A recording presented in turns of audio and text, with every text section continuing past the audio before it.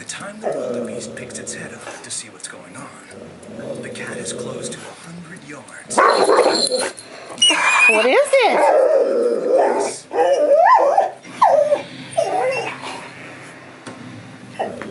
Tiger sanctuary. You can examine the cheetah up close. This animal, it's an engineering feat.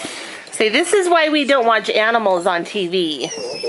Because someone can't handle it. Hands are very rigid, and their claws are contracted at all times. Someone can't handle those animals on TV. You could say a cheetah, you would say this gigantic chest, Pretty loud. these giant lungs, and a very large heart. Well. This is what fuels the machine. The nostrils Oh, you're so tough. are large, and that brings in air to cool the brain and also provide oxygen for those. So we put on Animal Planet to entertain the dog half the time. Behind this animal is I know it. Cheetahs have an amazing ability to flex Hey, their hush. spine. Over half their muscle mass is on their hind limbs and lower back, which flexes like a spring.